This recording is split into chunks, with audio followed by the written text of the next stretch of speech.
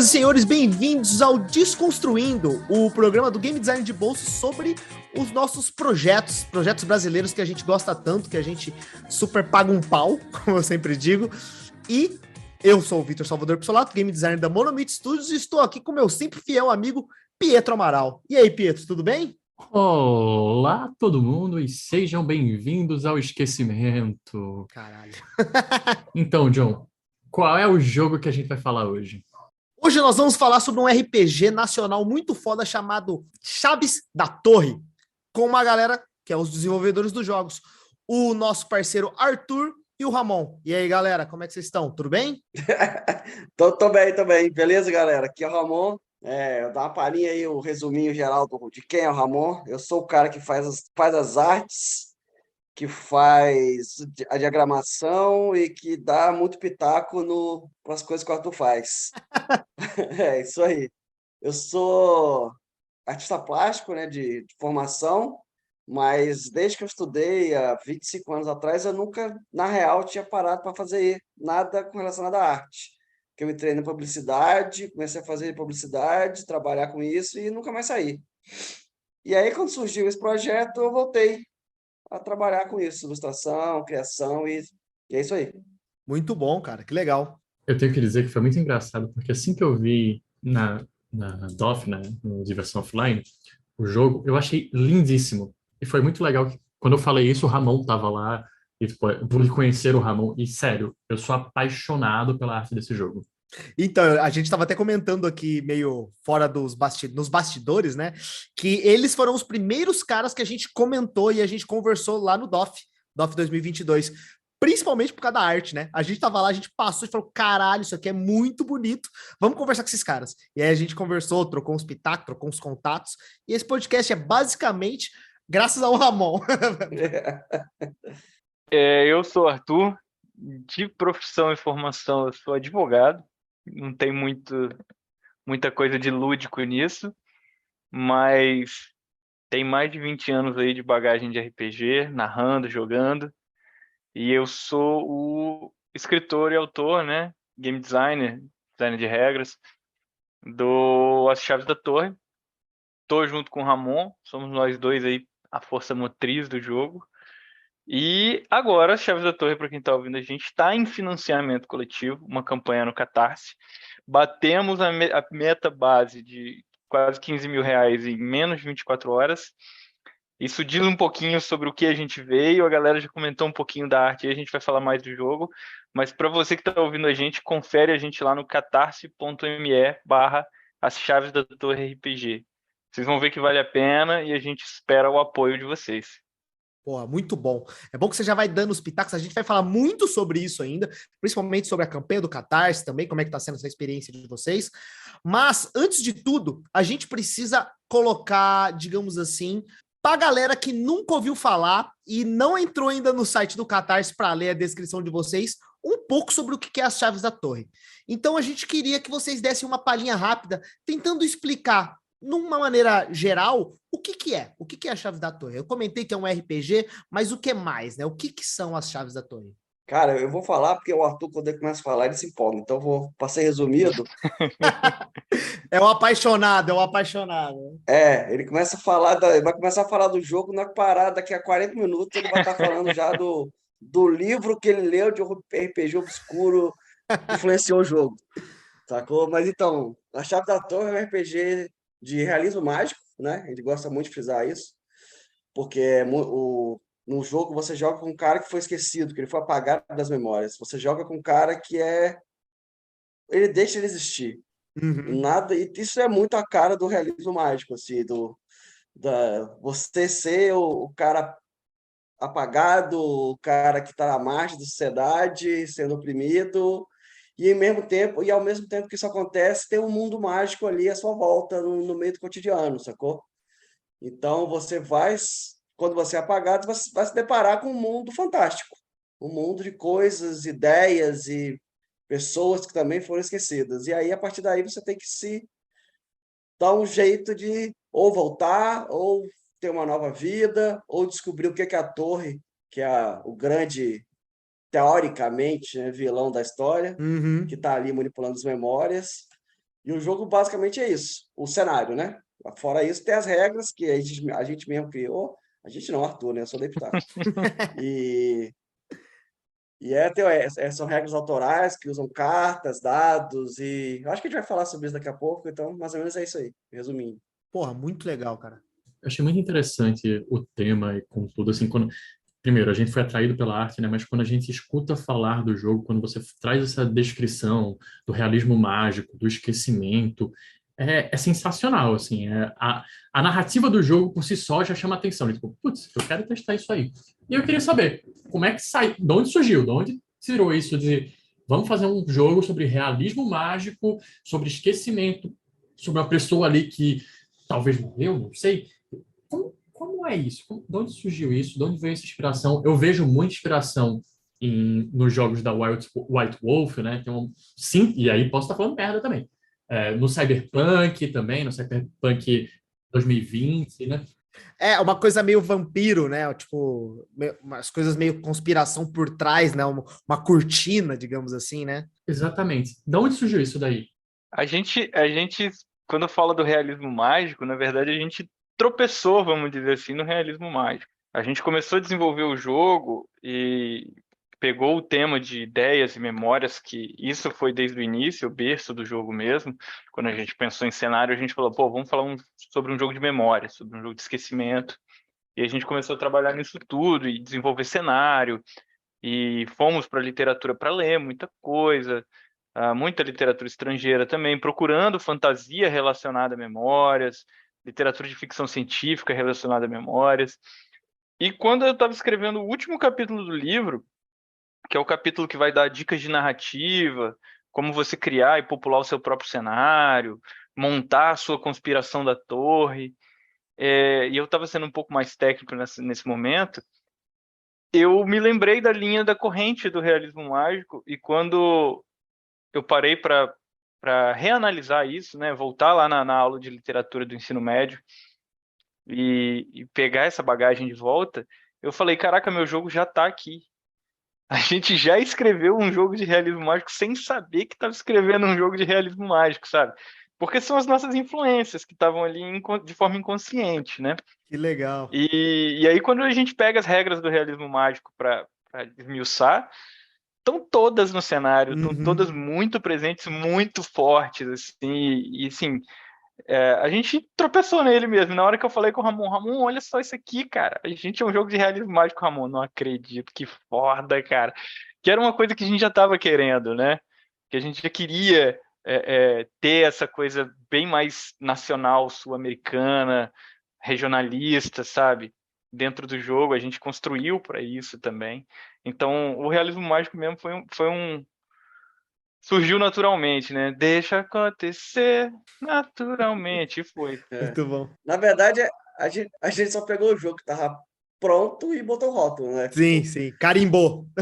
o jogo já tinha tudo isso. Tipo, uma das aventuras que a gente tem chama Favela Sitiada, que se passa na favela da Rocinha, anos 70, opressão chegando, uma coisa acontecendo, e você ali no meio disso.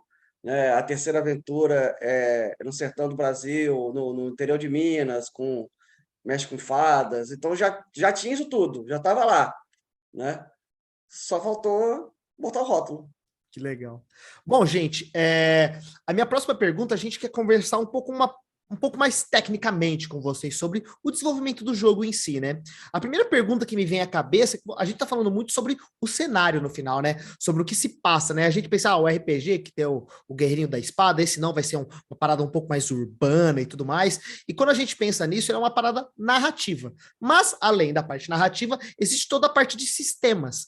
E pelo que vocês estão comentando para mim aqui, eu posso estar enganado também, vocês me contem, mas primeiro veio a história e depois vocês adicionaram as regras, né? Primeiro veio a parte narrativa, a parte lúdica, e depois vocês foram criando sistemas para se conversar e trabalhar nesses cenários. Como é que foi isso? Realmente foi a história primeiro, depois os sistemas? Ou eles aconteceram juntos? E como vocês fizeram para adequar um com o outro? Rapaz, na verdade foi o contrário, que a gente começou com o sistema. Ah, que legal! Ah, errei, tá vendo?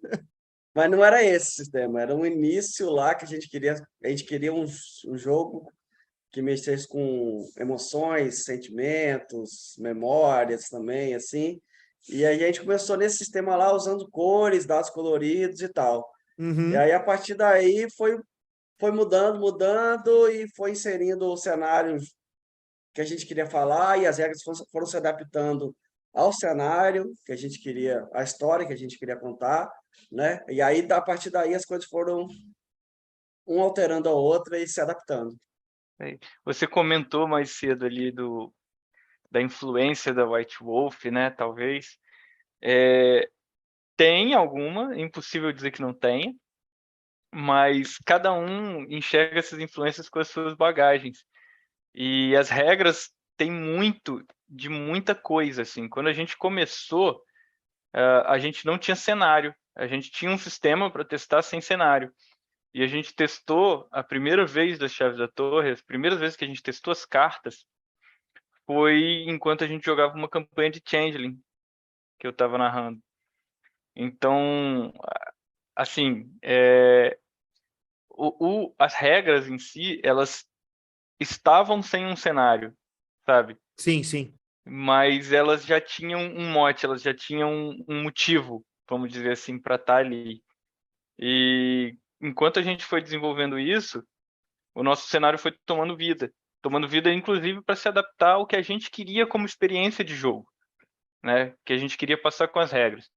E aí, no fim das contas, a gente acabou conseguindo fazer uma simbiose muito legal de cenário e regras, onde muita coisa da narrativa está dentro da própria mecânica do jogo. E vice-versa, né? A gente consegue, enquanto narra, puxar regra, e enquanto rola dado, falar de história, sabe? Sem estar desassociado uma coisa da outra. Eles se completam no final, né? Não é aquele negócio que, puta, porque pelo menos quando você joga, sei lá, o D&D tradicional, você pensa, porra, é uma batalha que tá acontecendo sei lá, uma batalha contra vários monstros, mas é cada um depois do outro, porque é uma batalha em turnos, né? E aí eles meio que são um pouco até distantes um do outro. Você pensa, tá tudo acontecendo ao mesmo tempo, todos os turnos demoram 5 segundos, mas uma batalha normalmente de RPG dura, sei lá, 2 horas. O de vocês, pelo que eu percebi, assistindo os playtests, é um pouco mais até conectado, assim, sabe? O jeito que o jogo acontece, né? O sistema junto com a conversa da história, assim. Eu queria que você comentasse um pouco mais sobre realmente como é que é o jogar, né? Vocês comentaram sobre as cartas e tudo mais. Como vocês pensaram nas cartas e para trazer isso para o gameplay, né? Adicionar elas nos sistemas. A ideia do jogo com as cartas... Assim, o jogo ele tem 3 centros nervosos, vamos dizer assim, né? 3 núcleos. Que é a narrativa compartilhada, que é onde a gente usa cartas customizadas. A parte de resolução de conflitos, que aí usa rolagem de dados, como tradicionalmente se usa no RPG, mas de um jeito um pouco diferente aqui também. Uhum. E uma parte 100% narrativa voltada para a parte sobrenatural, para a parte mística, né, de magia e coisas desse tipo. A nossa proposta desde o início foi fazer um jogo com um potencial máximo de se contar história. Perfeito. Potencial narrativo, assim, realmente, como é que eu posso dizer? No centro do sistema. O foco é esse, né? O foco é esse. O foco é esse, o foco é contar uma história, só que ao mesmo tempo a gente não quer fazer um story game. A gente quer fazer um jogo de RPG. Uhum. Então a gente precisa de regras, a gente precisa de limites, a gente precisa de uma estrutura que é muito mais rígida do que num story game, onde o seu objetivo simplesmente é contar uma história em uma sessão de jogo ali e acabou. E às vezes você até repete aquela história várias vezes, de jeitos diferentes, né, e tal. Mas é um jogo fechado, né, normalmente, um story game. E a gente não, a gente queria fazer um RPGzão, onde cada um criasse o que quisesse e tal, pá e bola. E a gente é da escola da narrativa compartilhada. Só que a narrativa compartilhada, por mais que ela seja um jeito bem moderno de se jogar, ela normalmente depende do narrador. Você tem o narrador como o cronista, vamos chamar assim, né? Quem é que vai contar a história, quem é que vai impulsionar e direcionar a história. E ele delega parte da responsabilidade dele de ser esse cronista para o jogador. Então ele começa a fazer perguntas para os jogadores.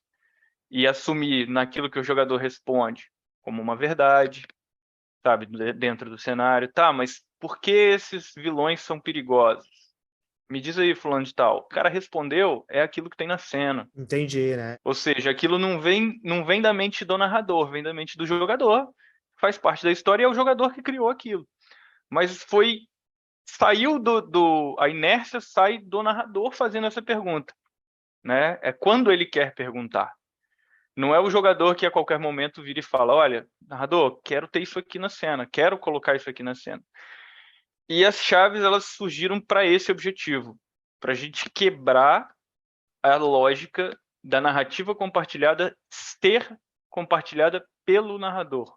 E não ser uma coisa da mesa de jogo que a qualquer momento, qualquer um pode virar e falar assim, olha, eu quero que tenha isso nessa cena. É um elemento quase, né? É um elemento de design mesmo. Você cria um sisteminha onde o cara fala e aí é ativado, digamos assim, o momento, né? Exatamente, exatamente. Independente do narrador querer ou não querer. Uhum. Independente dos outros jogadores quererem ou não. A partir do momento que eu tenho uma carta de tema na minha mão que fala de ameaça, eu posso colocar um vilão na cena, a hora que eu quiser. Uhum. Que legal. E a gente fez isso com alguma limitação para a gente ter um jogo orientado, centrado, jogável, que não fosse uma loucura. E essa limitação, ela tomou forma nas cartas. A gente tem as cartas de tema, são 17 temas relacionados ao cenário, e tudo que tiver a ver com o tema que está na mão do jogador, ele tem a capacidade narrativa sobre aquilo durante aquela cena que está sendo contada. Mas ele não vai sair falando qualquer coisa. Ele tem não só a limitação do tema, mas ele tem a palavra-chave que vai estar nas cartas de chave. São 22 cartas inspiradas no tarô. Cada uma dessas cartas tem 6 palavras-chave distintas, então o jogador ele tem várias opções ali para ele escolher. E a partir do momento que ele escolhe uma dessas palavras-chave, isso vai dar o contexto daquilo que ele vai falar na cena. Então ele pega uma carta de tema, decide sobre o que ele quer falar. Ah, eu quero colocar um vilão. Mas eu vou ter que contextualizar esse vilão que eu vou colocar com uma daquelas palavras que eu escolhi. Então, se eu escolho lá excentricidade, eu posso falar de como ele se veste, de como esse vilão atua, ou de como é o modus operandi dele ali, como serial killer, ou qualquer coisa desse tipo, ou por que ele é tão diferente de um vilão comum que está na história, entende? Só que eu tenho um norte de para onde eu vou quando eu vou narrar. Ele até ajuda por causa que, claro, jogando RPG, as pessoas têm que ser bastante criativas, até visualmente, mas ele te dá um guia, pelo menos, né? Porque, pô, a primeira vez que você vai jogar isso, é difícil você pensar em palavras que funcionem, né? Que podem funcionar, sabe? É até uma dúvida minha, sabe? Como é que vocês decidiram as palavras que vão estar nas cartas? Como é que foi esse brainstorm, sabe? Cara, as palavras foi jogando, cara. Foi muito playtest. Ah, legal. Criou a base com X palavras, X as cartas, e aí foi mudando, e aí chegou no que tá aí hoje. É o que vocês falaram, né? Eu percebi que pelo menos as palavras, elas são ambíguas, né? Solidão, que é uma coisa que é muito utilizada no jogo, né? Pode ser a solidão porque pode ser realmente a pessoa está se sentindo sozinha, sem amigos, mas também é porque ela tá sozinha numa sala, sabe? Isso eu achei legal, sabe? São palavras que elas são abertas o suficiente para interpretação, mas também fechadas para também o cara não despirocar e de repente aparecer um. Exatamente. Cara, e o jogo as cartas é um exercício de inspiração, que, por exemplo, solidão. Você Uhum. está falando da ameaça, você pode falar que a arma do bandido só tem uma bala, com solidão, Legal. Puta, que legal. por exemplo. E por aí vai. É um ótimo exemplo. Quando a gente fala de game design também, é legal que a gente está falando aqui para um público que está mais afim talvez, de regras, mecânicas e coisas desse tipo.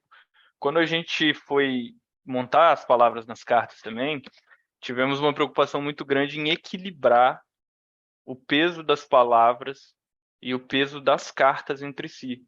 Para uma carta não chamar mais atenção e ser mais usada do que a outra, e uma palavra dentro da carta não acontecer isso também. Então a gente trabalhou com significados ali e sinônimos e coisas desse tipo, porque a gente notava que uma palavra era escolhida mais de metade das vezes que aquela carta era usada, por exemplo. Sim. Vocês sentiam isso nos testes? E a gente sentiu isso nos testes e a gente foi ajustando isso para, vamos tentar então colocar uma que tenha mais ou menos o mesmo significado, mas que não chame tanta atenção imediata, sabe? Que interessante. E aí a gente foi equilibrando isso. E também dentro das próprias cartas, a maioria delas é equilibrada entre duas palavras naturalmente positivas, duas que têm conotação negativa e duas neutras. Algumas cartas quebram essa lógica, mas a grande maioria tenta manter esse padrão. Esse equilíbrio, né? Uhum. Cara, eu acho que tem muita coisa que eu quero perguntar, porque esse jogo, ele realmente me intriga como vocês conseguiram pegar um RPG ali que tem, de certa forma, uma dinâmica estabelecida e tentar trazer uma novidade. Eu acho isso muito interessante. Essa dinâmica das cartas muda um pouco, até eu jogo normalmente como mestre, né, ou narrador, como vocês usam dentro do termo, e isso cria umas dinâmicas diferentes. E aí, eu venho para vocês com uma pergunta sobre produto, né, olhando para o jogo. Para que público vocês desenvolveram esse RPG? Por quê? Primeiro, vamos lá. Vocês já bateram a meta, né? Então, significa que tem um público ali totalmente interessado, eu estando um deles. Nós, né? Exatamente. Mas quando vocês começaram a criar isso daí, vocês pensaram, pô, vamos atingir esse público-alvo? É para jogadores que têm esse background aqui? Porque, por exemplo, a gente pode falar que D&D, ele é um RPG que funciona com crianças, assim, tem algumas regras, tem a parte de numeração, blá, blá, mas ele funciona como criança, com crianças, né? Stranger Things está aí para trazer como era um jogo muito jogado. Mas se a gente já fala ali de vampiro, se a gente já fala de cyberpunk, de GURPS, já depende um pouco mais de uma certa abstração. E o de vocês, ele realmente depende de um outro público-alvo. Então, vocês pensaram nesse público quando vocês estavam construindo, ou foi algo que, assim como o tema, quando eu falo realismo mágico, né? Ele surgiu para vocês entenderam. E depois eu até queria perguntar sobre playtest, né? Mas vamos primeiro com isso. O público-alvo surgiu ou já tinha sido pensado? Cara, eu acho que o público-alvo nosso, quando a gente começou, era jogador de RPG, ou experiente ou não, que queria contar uma história acima de tudo, que gosta de interpretação, que gosta de roleplay, que gosta de ver uma cena fluindo, sacou? Aquele jogador que quando ele está jogando, ele não quer ficar, sei lá, 5 horas num combate. Uhum. Então, o cara que quer uma coisa mais dinâmica, com a cena igual de filme, sabe? Porque no nosso jogo, quando a cena se resolve, você descreve a cena inteira, então se resolve, e aí é coisa tipo um John Wick da vida e por aí vai, sacou? Então a coisa acontece e o jogo flui. Então quando a gente pensou no jogo, a gente pensou nessa galera, né?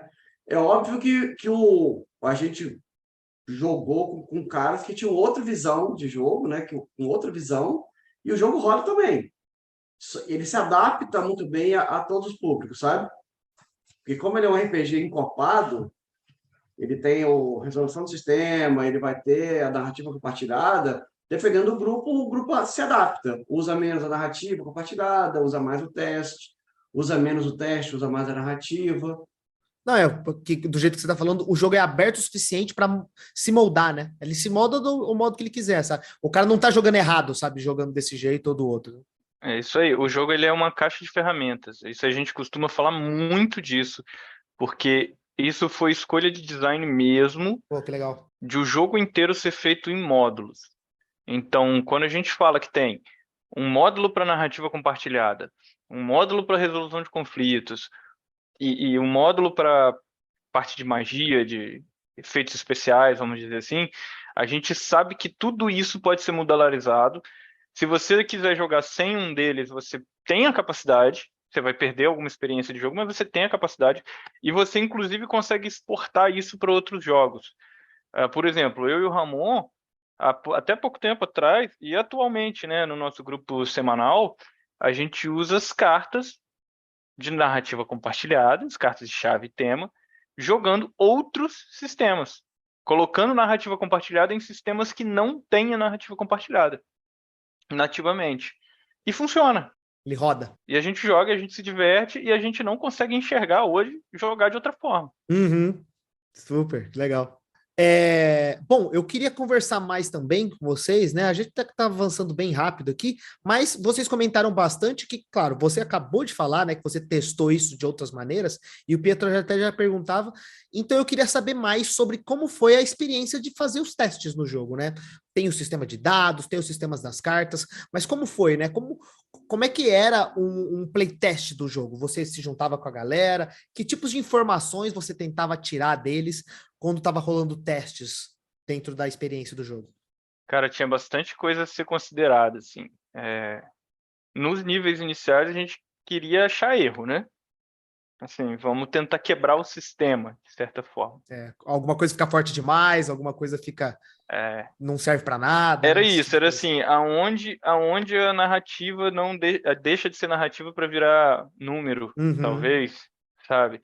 Essa foi a nossa primeira preocupação mesmo, desde o início, para não ter muita regrinha de situação e disso e daquilo, e bônus para cá, bônus para lá. Super corner case. Exatamente. E isso aí, inicialmente, foi o nosso lapidar para a coisa rodar macia, rodar de forma simples.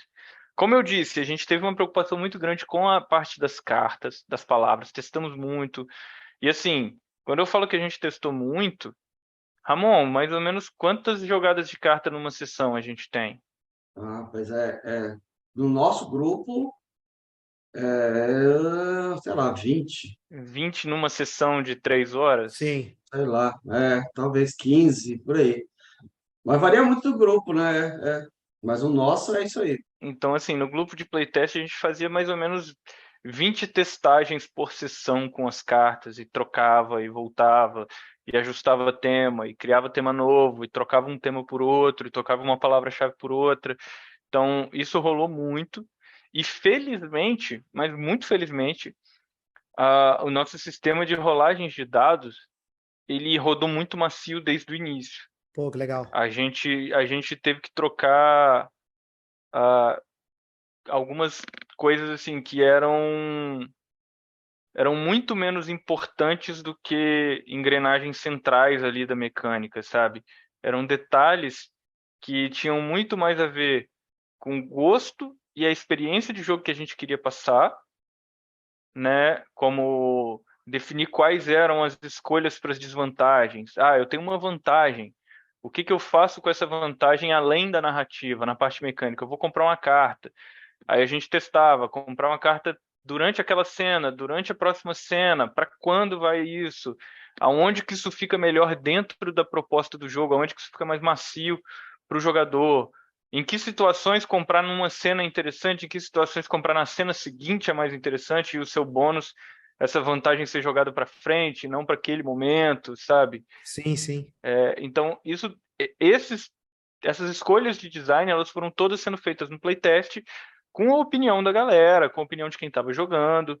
E a gente, quando já tinha o jogo rápido lançado, que foi talvez quando a gente sentiu segurança para passar para frente assim o jogo e ouvir o que o público tinha a dizer, a gente começou a fazer uns testes mais parrudos, de levar o jogo em evento, de jogar só com iniciante. O último evento que a gente foi, por exemplo, você estava falando do D&D e o Stranger Things, a gente junta as duas coisas na chave da torre. O Ramon narrou para uma mesa de adolescentes, Aham. onde o vilão era o Vecna da série, Ah, que legal. né? Então, assim, a gente consegue, sabe? A gente consegue alcançar. E nesses últimos playtests que a gente fez com iniciantes e com pessoas que nunca jogaram RPG, a gente teve a certeza de que o jogo é tanto para quem nunca jogou, como para o jogador experiente que quer uma experiência nova, que quer fugir do tradicional que ele já está ali. A gente consegue tanto fazer um jogador novato quebrar a mente e brilhar, porque ele não tem as amarras que a gente tem e os vícios que a gente tem de anos de RPG, então ele já começa com um raciocínio todo voltado para contar história e não para fazer combos e sistema e regras. Sem min-max, né? Bem mais limpo até, né? Tudo é novidade, assim. Pois é, porque a gente já ouviu de pessoas falarem, nossa, mas um iniciante não consegue jogar isso aqui não. Muito pelo contrário, o iniciante, para mim, é o que mais brilha no jogo, é um cara que não tem o vício. Porque ele consegue entender de cara e ele absorve aquilo como, pô, eu tô aqui para contar uma história, cara. Eu não tô aqui para ser um herói personagem destruidor fodão, sabe? E o iniciante, ele tá ali absorvendo a coisa, ele não tá vindo com preconceito, com o conceito anterior, né? Então, como ele está absorvendo, ele se libera muito mais. Então, ele consegue ir muito mais longe no uso das cartas, dos dados, da corrupção, tudo. Pô, gente, nossa, realmente eu fiquei impressionado. E mostra primeiro, mostra como vocês entendiam do produto que vocês estavam construindo. E que, obviamente, vocês são jogadores de RPG há um tempo, mas vocês não olharam como só, vamos fazer o jogo que a gente quer jogar, né? Vocês, porra, a gente está construindo um produto. E vocês tomaram uma decisão, que é uma decisão que eu acho curiosa, eu não vi não só em vocês, mas vários outros, que é utilizar cartas. Não só isso, cartas específicas. A gente fala também, por exemplo, dos dados, são dados com cores, né? Mas que eu acho que dá para até fazer um mock com um D6. Mas para jogar o jogo de vocês, ele depende de um material que é, de certa forma, específico do conjunto de vocês, né? Porque quando a gente fala para qualquer RPGista, você precisa de um D20, um D6 e um D10, o cara tem ali no bolso rapidão. Pronto, é isso o livro? Beleza, consigo jogar. O de vocês, ele já requer um material a mais. Como foi tomar essa decisão e como isso participou do design? Chegou em algum momento que vocês fizeram, pô, será que a gente coloca as cartas? E eu entendo que as cartas são essenciais para o jogo funcionar.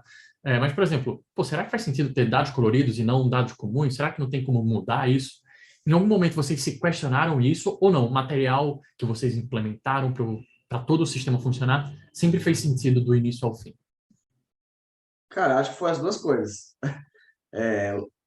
A gente se questionou, obviamente, assim, né? Porque a gente observa financiamento coletivo desde sempre, a gente participa, está sempre de olho.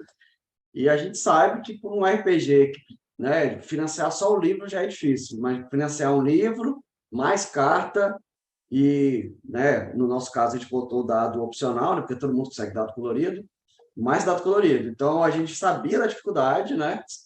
A gente sabia que isso seria talvez um empecilho em algum momento, mas a gente abraçou e falou, cara, o jogo tá foda, tá maravilhoso com as cartas, com os dados coloridos. Vamos abraçar e vamos com tudo para cima, sacou? Aí foi esse aí que a gente tomou. A decisão foi essa, arriscar mesmo, sabe? Eu morria de medo do baralho. O Ramon já ouviu isso, não sei quantas vezes eu falo, cara, a gente vai produzir carta, bicho. Como é que a gente vai produzir carta? Pô, se fosse só o livro era tão mais simples.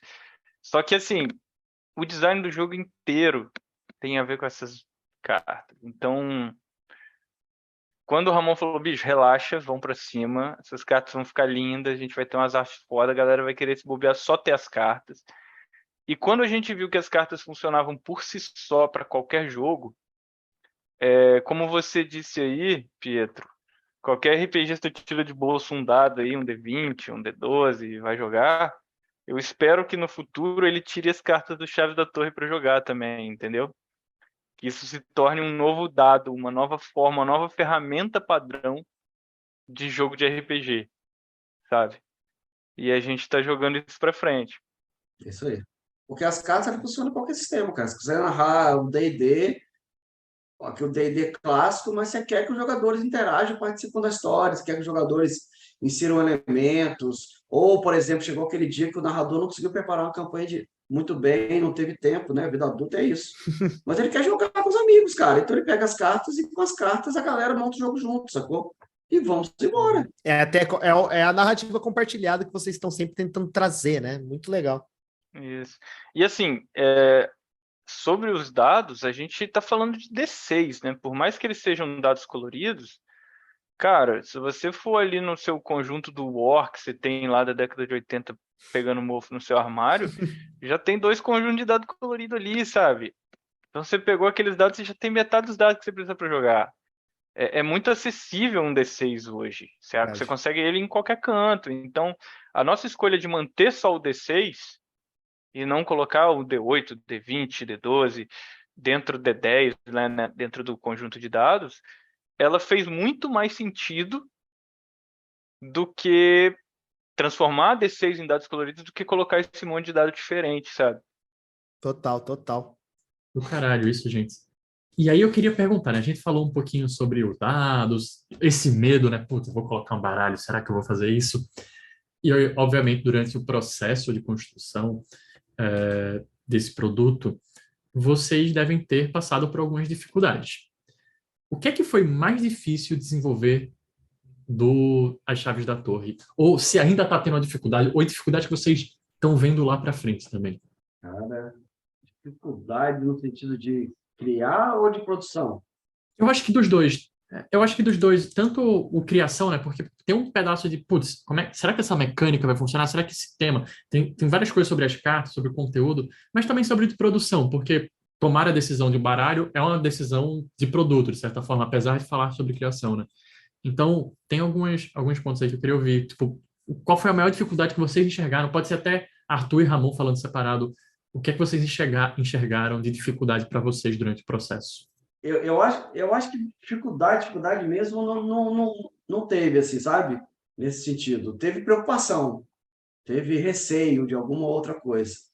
Mas a gente estava, o jogo estava tão fluido na cabeça, assim, e estava tão divertido fazer o processo inteiro, sabe? Era tão gostoso de fazer, tipo, fazer imagens, sabe? Tipo, pô, vou criar carta aqui. Eu pegava a cartinha nas nossas cartas baseada na carta de tarô. Aí eu pegava a carta do louco, aí eu ia estudar a carta do louco, o que que tinha dentro da carta, simbologia, os elementos, e aí só de ler, de pesquisar isso, já vi 1 milhão de ideias na cabeça, e aí você vai e cria, sacou? Então, o processo todo foi tão gostoso de fazer, está sendo ainda, né? Que eu não tô terminando de diagramar o livro, que dificuldade mesmo não teve. Teve receio e tal, na hora da produção, de pegar orçamento e tal, alguma dificuldade com fornecedores, né? Porque aqui no Brasil é complicado, assim, a galera é bem Nossa, ruim de jogo, assim, tipo, tá doido. dos valores discrepantes, sabe? Tipo, de livro a R$ 400, sabe? É uma doideira. Assim. Tive um orçamento de uma gráfica lá que os livros eram, tipo, se você produzisse 1.000, era 190, mas se você produzisse 200, era 210, a variação era pequena, sabe? Tipo, parece que não é normal, sabe? Aí, tipo, o que eles estão fazendo, sabe? Tipo, enquanto chegava em outra gráfica, era outro, totalmente diferente, sabe? O valor de 1.000 para 200 tinha realmente uma diferença muito grande.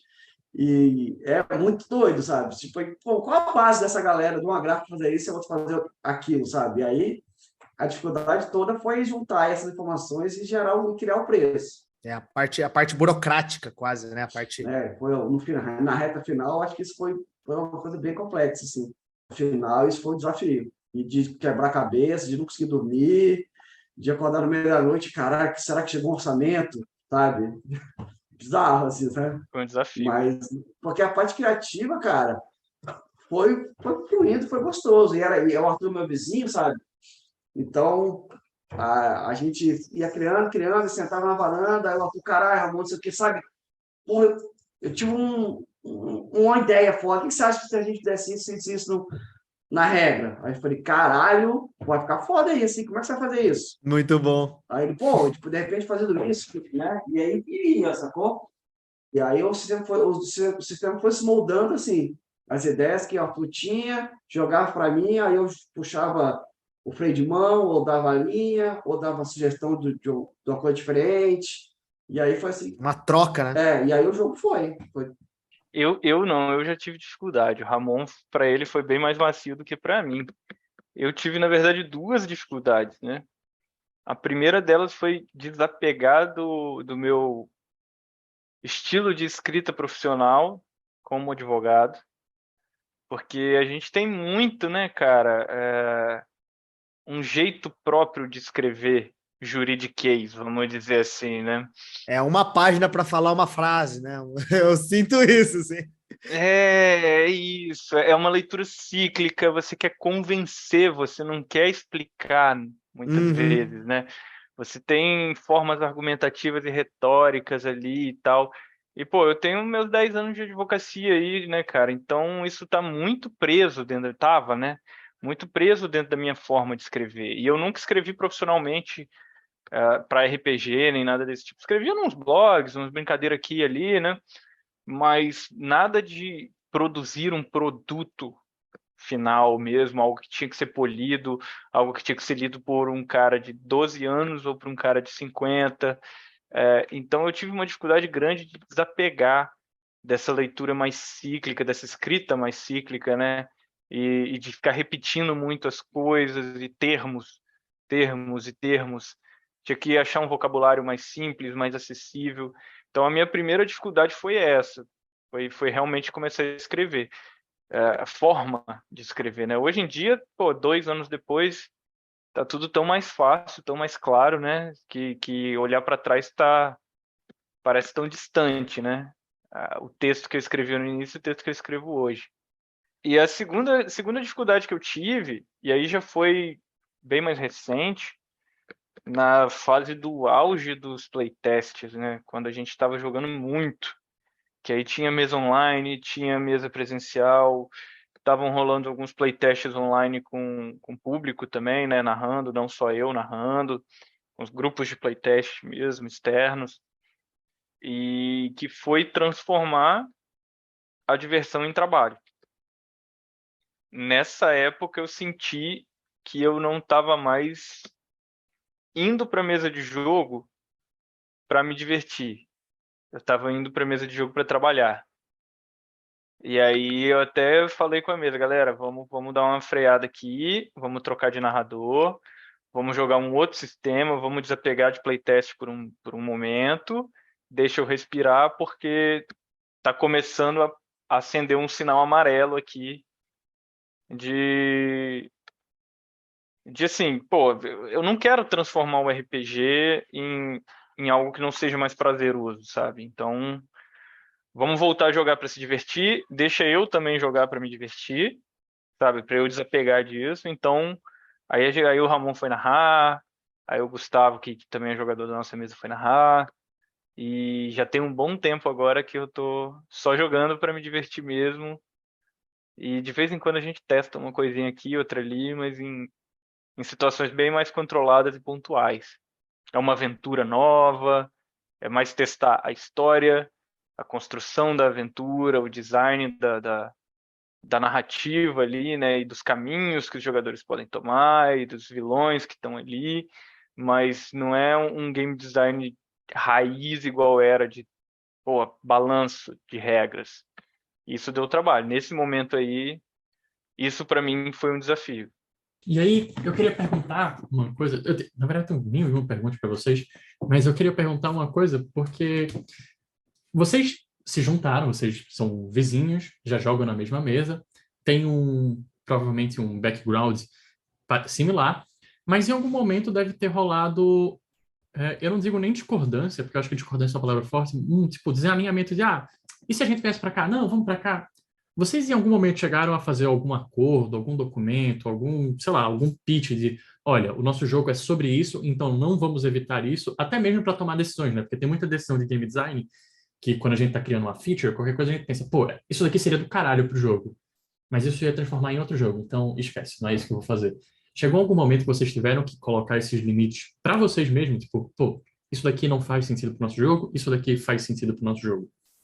Cara, com a gente foi mais no sentido de o acordo maior que a gente tem a arte eu que cuido, você adaptar. Game design e game design, o Arthur que cuida, eu dou pitaco. É isso. A gente confia muito no trabalho um do outro. Exatamente, A palavra final é de cada um na sua especialidade, né? exatamente. Tipo, um dá pitaco pro outro, conversa, desabafa, mas decisão final é um do outro, sacou? E a gente nunca teve conflito, de fato, assim. A gente nunca teve alguma situação onde o Ramon falou, não, eu vou fazer desse jeito, mesmo eu falando, não, cara, pelo amor de Deus, desse jeito não, sabe? Sim. Isso nunca aconteceu, até porque a gente, desde o início, a gente quis fazer uma coisa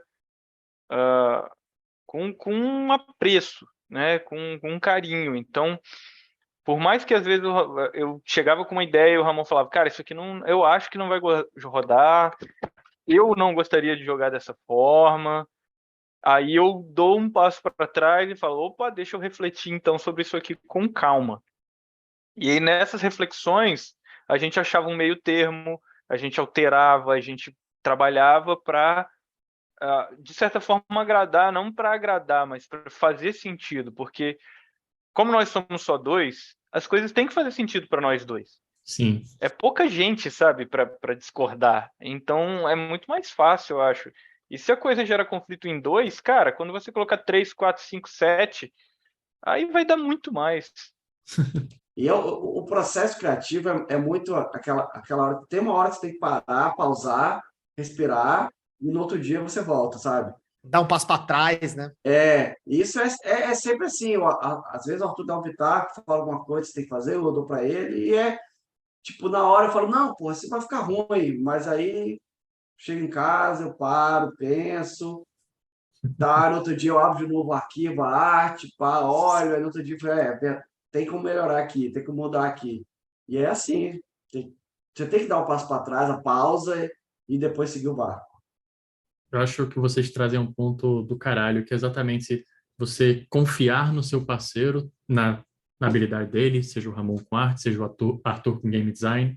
E, cara, eu acredito no que ele tá fazendo e vou confiar nele, porque isso é muito importante em game design, né? Às vezes você ter desconfiança, beleza, eu acho que tem vários pontos, mas ter desconfiança de com quem você está trabalhando não vai ajudar. E às vezes você precisa dar esse voto de fé, mas obviamente, como vocês mesmos falaram, ser críticos do que o outro está fazendo, e crítico não é, não, o que o John fez agora eu não gostei e é isso. Não, crítico é exatamente, pô, eu acho que isso daí poderia melhorar e deixar esse feedback de uma forma que eu entendo que vocês estão fazendo, que o feedback que vocês dão um para o outro não é um feedback de, Ramon, tu errou. Não é sobre tu errou, é tipo, cara, eu acho que tem melhoria nessa mecânica que você fez. O feedback é sobre a mecânica, é sobre aquele ponto da arte, não sobre a pessoa.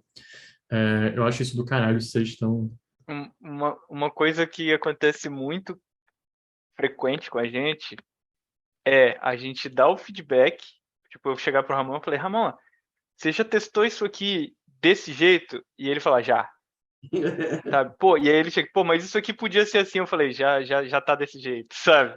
Já tá escrito assim no livro, sabe? Que a gente chega com a ideia porque ela não tá óbvia ali, ou não... E aí o outro já fala, não, cara, isso já foi considerado, isso já é assim, já é assado, sabe? A gente tem uma forma de pensar que é sinérgica, assim. E Legal. eu acho que por ter trabalhado junto e a gente tá muito alinhado mesmo, assim, dentro de uma proposta. O que o Ramon apresenta é o que eu gostaria de apresentar. Então, essa sinergia, esse alinhamento, a gente está numa mesma frequência, vamos dizer assim, faz a coisa sair muito macia. E aí é mais fácil, né, a gente confiar no trabalho do outro dessa forma. Muito bom.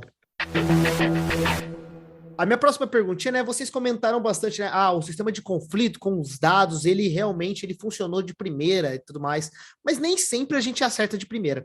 E aí eu queria saber de vocês sobre os erros que vocês cometeram durante o desenvolvimento.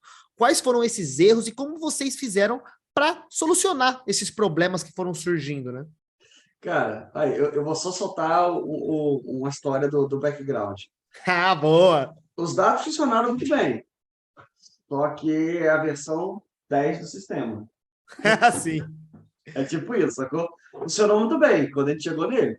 Na hora que ele ficou bonito, ele tá bonito para apresentar para todo mundo, né? Na hora que decidiu usar os dados coloridos e tal, e enfim, aí chegou, aí tipo, na hora que o Arthur teve o estalo, assim, beleza, aí funcionou. Mas até chegar nesse, teve muitas e muitas mudanças. Muitas caneladas, muitas caneladas. Teve alguma coisa que vocês decidiram assim, sabe?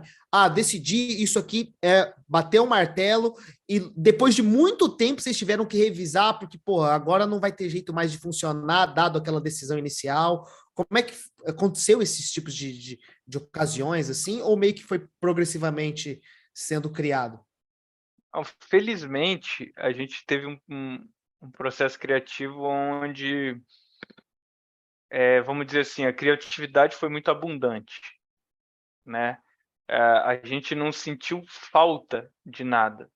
A gente sentiu excessos, na verdade. Uhum. E esses excessos, como o Ramon falou, se a gente pegar hoje, é 11ª ou 12ª versão do jogo. A gente tem uns 3 ou 4 jogos para trás que a gente deixou abandonado aí, nesse meio do caminho, de regras que a gente optou por não usar, porque a gente falou, olha, isso aqui ou foge da experiência que a gente quer passar, ou é uma outra proposta de jogo, ou não serve, é uma regra legal, mas é gordura. Então, talvez a gente não teve uma quebra de virar e falar assim, opa, não funcionou, joga isso fora. Ou vamos voltar para a prancha de design ali para refazer essas regras. Em geral, a gente foi polindo, mas muita coisa a gente tirou, muita coisa a gente jogou fora, sabe? Que a gente falou assim, olha, isso aqui agora talvez não faça mais sentido. Fazia lá atrás. Não estava agregando, né? Agora não está dentro da proposta, sabe? Quando a gente começou, por exemplo, os dados coloridos, eles eram voltados para sentimentos, para sensações, para uma coisa muito mais ampla, assim. As cores significavam emoções, sensações. O resultado final, as cores querem dizer velocidade, poder e tamanho. Uhum. Não tem nada a ver com o que estava lá no começo. Apesar das mecânicas de dado colorido já estarem lá no começo, de que a gente querer que a simbologia e a construção da cena fosse feita com elementos diferentes, mas essa parte dos sentimentos ela acabou entrando na parte das memórias, na parte das palavras-chave. Das cartas, assim. Sabe, não só das cartas, mas da criação do personagem mesmo. Porque a gente tem palavras-chave no personagem também, não só nas cartas. E aí a gente fez a narrativa de uma forma inversa, assim, sabe? A gente conseguiu tirar parte dos dados e jogar ali para uma criação, para uma narrativa, para uma coisa que normalmente quando você joga no RPG tá fora das regras, mas existe, que é a parte da interpretação, né? Pô, a galera vai criar um personagem, tem gente que escreve páginas e páginas de background, de história, de onde que ele veio para justificar as motivações, os medos, ou a vontade de ser um herói, um protagonista. Isso a gente conseguiu colocar na ficha, como regra, como mecânica, Que legal. usando essa perversão de uma regra que a gente abandonou. Aí a gente abandona e transforma em outra coisa. Então, foi muito maleável, foi muito fluido. A gente não teve nada que a gente falou, joga fora, né? Mas tudo a gente transformou, simplificou e conseguiu, assim, chegar num resultado aonde a gente queria chegar. A gente está muito satisfeito com isso, no fim das contas. Gente, e vocês comentaram logo no início, assim, quando vocês se apresentaram, oi, eu sou o Ramon. No episódio de hoje, não, calma, não é isso, eu vou... Caraca. Vocês comentam. Vocês comentaram logo no início, tipo, pô, eu trabalhava com marketing, eu sou advogado, mas vocês são jogadores há um tempo. A gente comenta aqui que, pô, ser só um jogador não significa que você é um bom game designer, por N motivos. Mas vocês provam que vocês, sim, jogadores com conhecimento, até eu achei interessante que o Arthur falou, né? Cara, comecei a jogar e percebi que eu estava estudando. E assim, bem-vindo à vida de game designer. Lamento dizer, suas vidas de jogar vão ser destruídas a partir desse momento. Mas aí eu queria saber, vocês, né, na verdade, tiveram que estudar desenvolvimento de jogo? Vocês chegaram a pegar livros de game design? Pô, vamos estudar isso daqui? Ou foi realmente muito natural montar esse sistema para vocês? Vocês não trouxeram nada? Cara, vamos lá. Eu acho que eu estudei muito mais escrita criativa e literatura do que game design.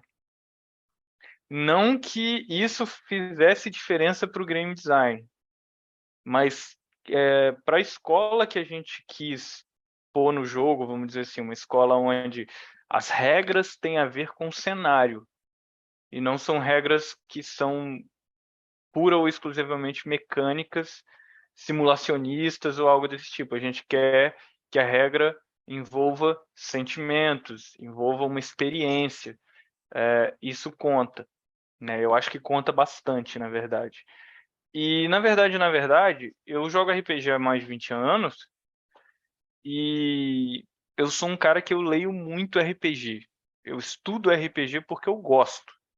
Mas não é estudar de, igual você falou, de me preocupar com o game design e no sentido de tá quebrado, não tá quebrado, o que que funciona, o que que não funciona, ou pegar um livro de design com lições de design.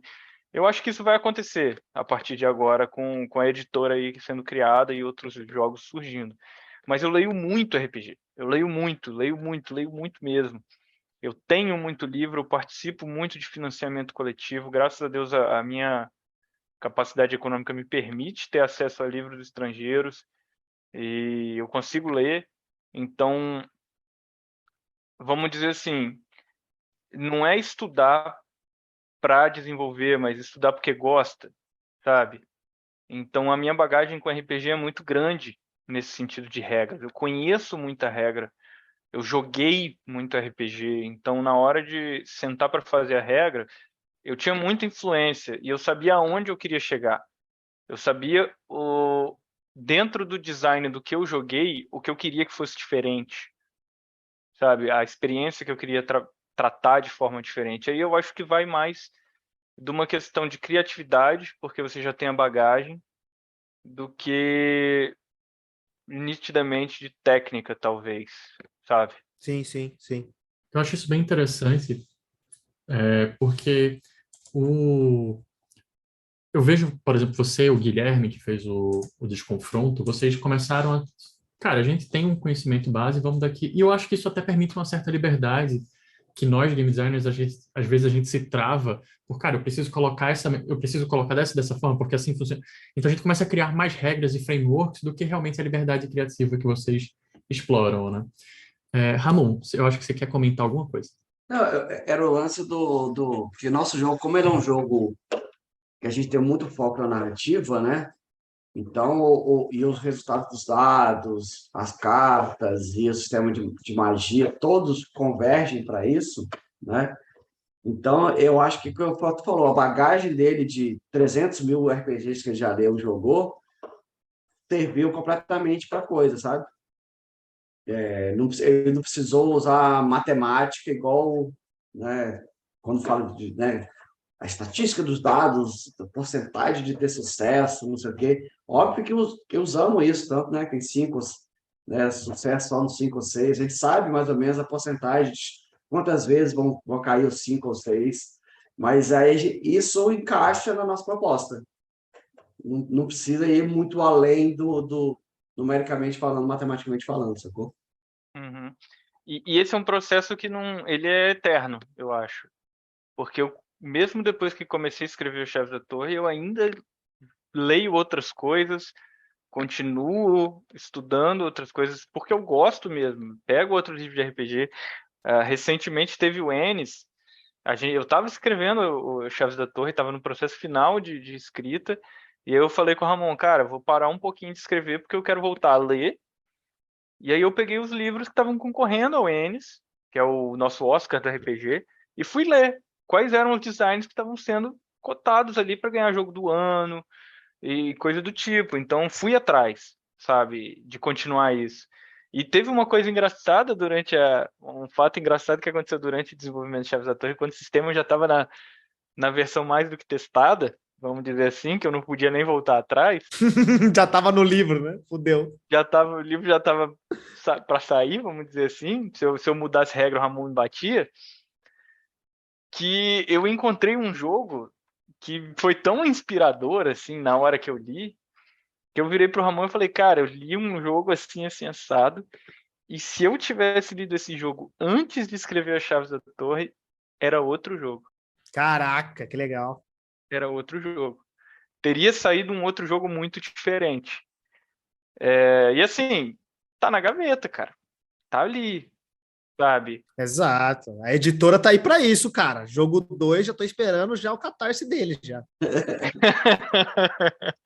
Tomara, tomara. Muito Que bom. não demore tanto quanto esse. Agora vocês já pegaram prática, já sabe escrever melhor, relaxa.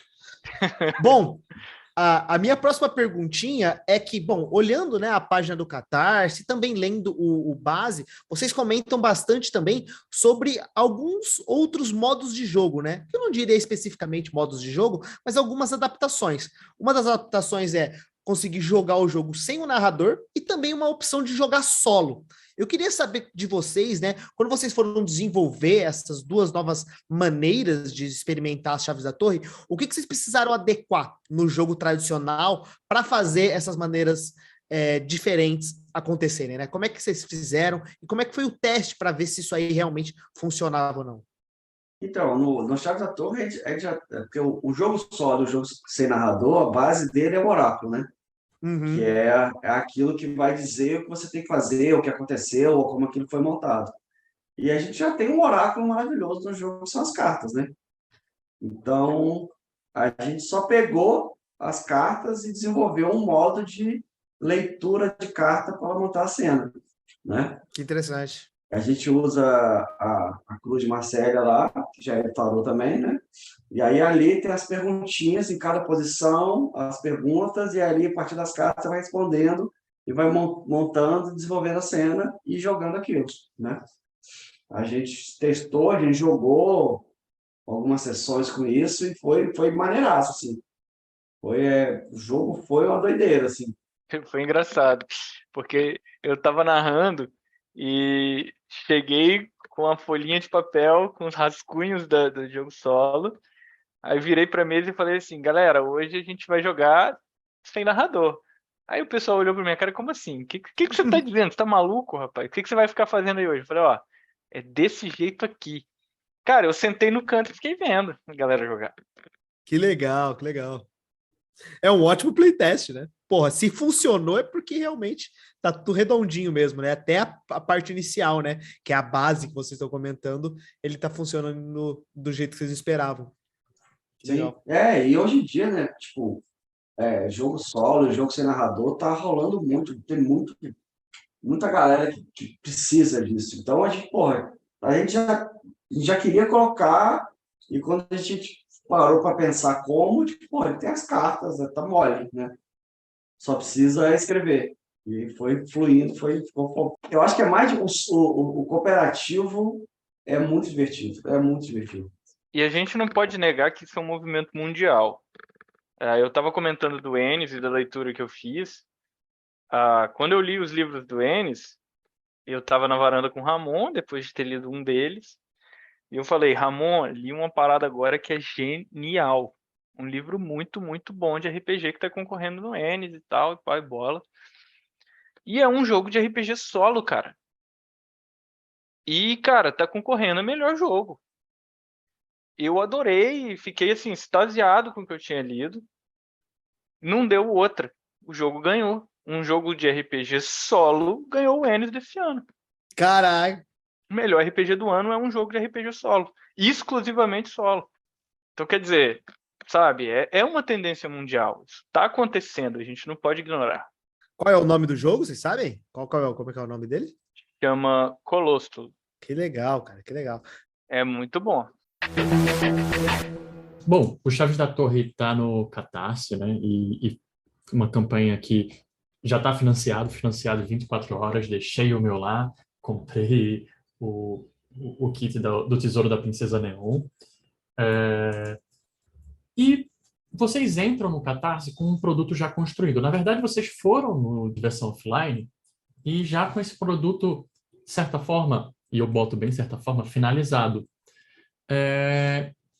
Entendo que isso faz parte de todo o desenvolvimento do processo de vocês, até para poder se divulgar como produto. Para mim, isso foi uma das coisas até que me fez, pô, os caras sabem do que estão fazendo, eles já estão com o produto em mãos. Então, eu queria fazer duas perguntas meio que relacionadas.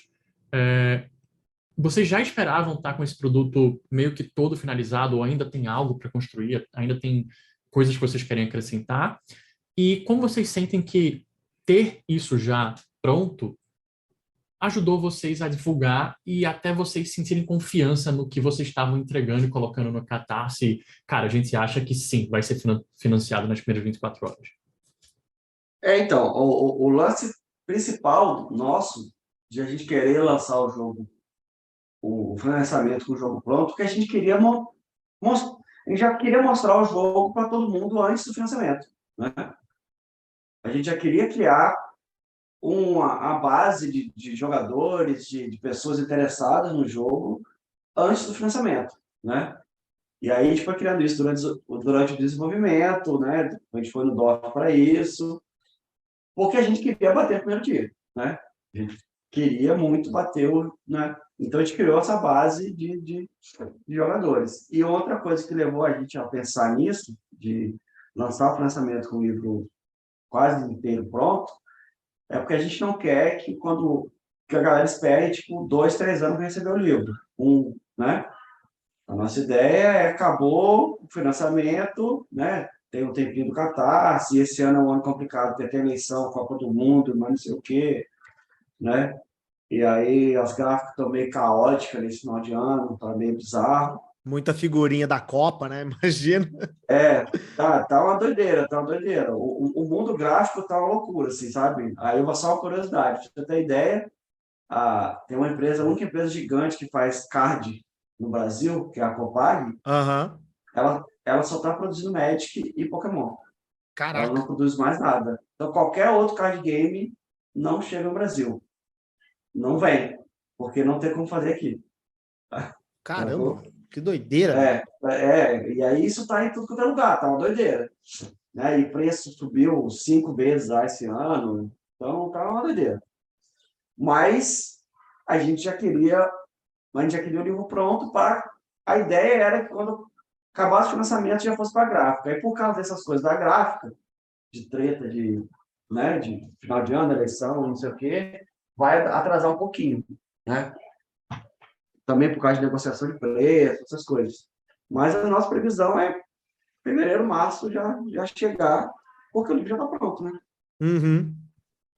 Então, a única coisa que a gente vai precisar mexer é que vai ter uns apêndices, né? Que deve entrar, se bater meta, que vai entrar alguma coisa extra ou outra, né? Enquanto agora que já passou a doideira do início do financiamento, eu já voltei a diagramar, a montar as páginas. Então, mais tipo, a nossa previsão é 250 páginas. Eu já fiz mais de 150, 160, então, né? É pouca coisa que falta para fechar assim, né? Então, e é isso. É. Mas assim, você comentou de se tem mais conteúdo que a gente queira colocar, se o jogo para por aí. A gente criou um cenário tão denso, com tanta informação, vamos dizer assim, que a gente consegue, cara, fazer muito suplemento, muitas propostas internas de jogo. O jogo ele já tem um jogo dentro do próprio jogo, que é a experiência das cartas, né? Que não é um jogo de RPG. Então, assim, a gente tem muito conteúdo para colocar em A Chave da Torre ainda. E muita coisa que, se tudo der certo, vem pela frente. E o máximo que a gente conseguir vem no financiamento coletivo ainda. Se o público aí chancelar o nosso trabalho e falar, vai, galera, produz aí, vai ter bastante coisa de Chaves da Torre ainda, porque bagagem e conteúdo, de fato, para o cenário existe. O Ramon até me segura, né, Ramon? Para não sair fazendo mais coisa. O ator é muito doido, né? Ah, alguém tem que segurar, né? Alguém tem que ser essa pessoa. Senão o cara vai... Já tinha 35 livros prontos e não tinha nem o primeiro financiado. Boa. Bom, gente, a gente vai para nossa última perguntinha aqui, que é uma perguntinha que a gente gosta de fazer para a galera aqui, sempre no final, que é basicamente a gente vai pedir. Primeiro, o que a gente queria saber, o que mais vocês aprenderam durante o desenvolvimento, né? Que vocês vão principalmente levar para os próximos projetos na editora que vocês vão fazer, e principalmente uma dica para alguém que está começando a desenvolver seu próprio RPG ou seu próprio jogo de tabuleiro, que vocês aprenderam nesse período que vocês desenvolveram a Chave das Torres. Então, eu queria ouvir de cada um de vocês, né? O que mais vocês aprenderam e um pouco uma dica que você daria para alguém que está embarcando nessa jornada que vocês embarcaram? Cara, então, a dica que eu vou... Eu aprendi, para mim, o principal, para mim, é que, tipo, você pode fazer. Então, tipo, você consegue. É só você correr atrás Legal, legal. e escutar o que as pessoas estão te dizendo, escutar as pessoas da comunidade, porque tem muita gente maneira, muita gente dando ideia boa, muita gente que vai te ajudar, que vai te auxiliar. Então, tipo, isso para mim, a melhor experiência para mim foi as pessoas que eu conheci, sacou? Até agora, assim, né? Fora voltar a criar coisa artisticamente, né? Uhum. E a maior dica que eu dou, cara, para desenvolvedor de RPG, se preocupe com o visual do seu jogo, cara. Por favor. Porque é igual vocês falaram, vocês chegaram no DOF, vocês viram lá, caralho, que lindo. Vão lá falar com esses caras.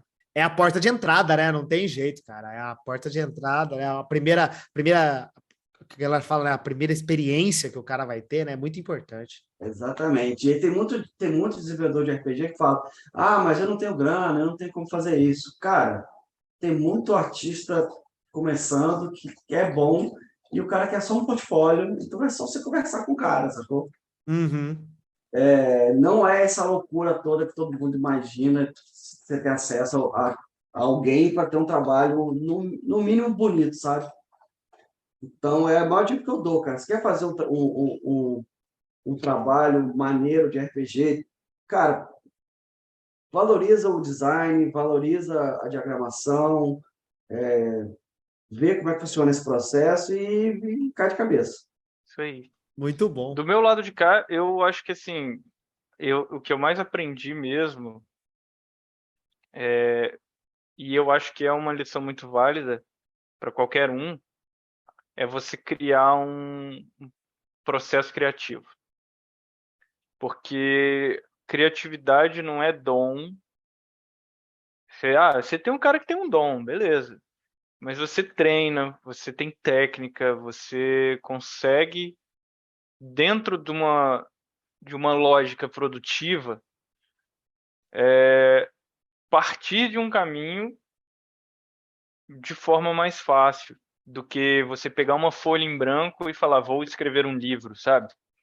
Você tem uns procedimentos preparatórios de, poxa, preparar um mood board, estudar uma bibliografia, ouvir umas músicas para te inspirar.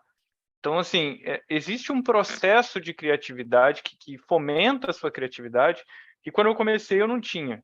Eu não sabia o que era isso, eu não sabia nem que isso existia. Eu, de fato, comecei com a folha em branco e o tiquezinho do cursor ali piscando. E aí, o que eu escrevo agora? E dei muita canelada por causa disso, mas muita. Hoje eu tenho a capacidade de começar a escrever um texto com uma facilidade muito grande e em pouquíssimo tempo produzir e chegar no resultado que eu quero. Um resultado apresentável para um editor, para um revisor de texto, porque eu criei para mim um processo produtivo, um processo criativo. Quem trabalha na área provavelmente já tem isso, eu não tinha. Então, para quem quer começar, eu dou esse toque. Procure desenvolver um processo criativo, pesquise sobre isso, pesquise o que é, né, e como que as pessoas fazem isso, porque tem técnicas muito básicas, muito simples, que facilitam demais. Isso serve, eu acho que até para quem é artista, como o Ramon, se inspirar e puxar ali antes de começar a ilustrar, sabe? Não é do nada que isso vem, não é um raio que cai na sua cabeça do céu, uma grande ideia brilhante, sabe? Que você tirou da cartola ali. Você tem uma preparação e você tem técnicas para essa preparação, de brainstorming. Muito do nosso processo inicial e do Ramon foi na base da conversa. E que hoje eu enxergo que fazia parte de um processo. Hoje eu consigo sistematizar isso, né? Vamos dizer assim. E uma outra dica que eu dou para quem quiser fazer qualquer coisa que tenha desenvolvimento é consuma o que você desenvolve. De um jeito ou de outro, cara, eu não gosto muito de falar sobre o tema, mas vai na pirataria se for necessário, cara. Mas consome aquilo que vai te fazer ter acesso à informação, ter acesso àquilo. Porque às vezes você quer montar um cenário, você quer montar um jogo, e esse jogo já existe e você não sabe. Se você não consome, você não tem esse acesso.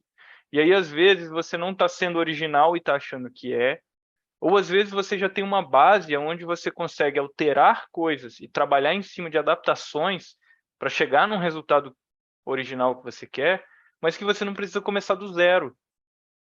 Então, você só vai saber disso se você tiver acesso a esse tipo de coisa. E você só vai ter esse acesso e ter esse conhecimento se você correr atrás. Isso não vai cair do céu para você. Então, corre atrás daquilo que você quer fazer em termos de ter acesso, ter conhecimento àquilo que os outros estão produzindo, ao que já foi produzido. Especialmente os grandes, eu acho que é onde tudo concatena, né? Galera, muito foda a conversa, cara. Acho que foi muito legal. Eu queria que vocês agora, para gente finalizar, comentassem novamente sobre o Catarse, né? Divulgar novamente as Chaves da Torre, para quem quer procurar mais o projeto de vocês, conhecer um pouco mais da editora que vocês estão fazendo, aonde eles acham vocês, e, claro, divulgar mais o Chaves da Torre para a galera entrar no Catarse, comprar. Bom, fiquem à vontade para falar o que vocês quiserem. Então, é isso aí, galera. Eu queria primeiro agradecer ao espaço, a oportunidade de conversar aqui, bater um papo, trocar ideia, né? E foi bom demais, foi divertidaço, né? Tipo, se deixar, a gente fica aqui 3 dias falando. Realmente. Mas, pô, valeu demais. E se você quer conhecer a Chave da Torre, você pode procurar lá no catarse.me, a Chave da Torre RPG. Tem lá nossa campanha, que já está financiada, está cheio de meta extra para bater. Tem mais aí tem 57, 56 dias aí para frente. E, além disso, tem que estar lá no Instagram, está lá no Facebook. Se quiser trocar ideia, é só procurar a gente lá, manda mensagem no privado, que a gente conversa, a gente dá dica, a gente recebe crítica. E a gente está aí para isso. Conversar, trocar ideia e botar o jogo para frente. Se você comprar o jogo deles, manda uma mensagem falando, ó, conheci por causa do GD de bolso, só para o meu coração ficar quentinho e todo mundo ficar feliz. Só mais um toque, galera. As Chaves da Torre foi feito para ser um jogo acessível. Então a gente tem apoios de R$20 até os de R$400. Tem várias faixas de preço de acordo com a sua capacidade aquisitiva. A gente quer que as pessoas tenham acesso ao conteúdo do livro. Então, se você está achando que, a gente está falando de dado, de carta, coisa colorida, não, cara, com R$20 você tem acesso ao jogo e as cartas, se quiser. Então, não se preocupa, vai lá, confere, vê a campanha, faz o que cabe no seu bolso. E se mesmo assim não couber no seu bolso, compartilha, espalha a palavra, porque você vai estar ajudando a gente pra caramba a conseguir fazer um livro cada vez melhor. Porra, muito bom. Valeu demais, gente. E Pietro, obrigado também, cara. Valeu pelo papo. Opa! Galera, eu só tenho a agradecer a vocês. Como eu falei, o jogo me chamou a atenção no primeiro momento que eu encontrei vocês lá pela arte, mas conhecendo a história, a narrativa, e agora conhecendo como vocês fizeram todo o processo, eu realmente estou bem orgulhoso do jogo de vocês. Acho que tem chance de se tornar um grande RPG brasileiro conhecido aí. Quem sabe um Enes, não é? Então, eu já tô com o dedo esperando para votar já. Mas eu realmente acho incrível. Eu tô bem... Achei o que vocês fizeram realmente inovador, e não é inovador porque, nossa, que disruptivo, porque é realmente algo diferente do que a gente já está acostumado, sólido, funcional, testado. Eu acho que vocês utilizaram tudo de game design num cenário muito bem. Parabéns a vocês. E galera que está ouvindo a gente, por favor, apoiem esse projeto que está incrível. E se você, tô em dúvida, baixa lá a versão, o jogo rápido. Você tem acesso a ele. Boa, isso aí. Gente, se vocês quiserem também ouvir os outros podcasts do GD de Bolso, né? Os outros Desconstruindo, ou até mesmo os episódios padrões, é só procurar a gente nas suas plataformas de streaming de podcasts, procurar por Game Design de Bolso, ou nas nossas redes sociais, @GD de Bolso no Instagram e no Twitter, para conversar com a gente, conversar comigo, com o Pietro e até conversar com os nossos convidados. Muito obrigado por terem ouvido nosso podcast. Um beijo no coração de todos e tchau, tchau. Tchau. Tchau, tchau. Valeu! Tchau.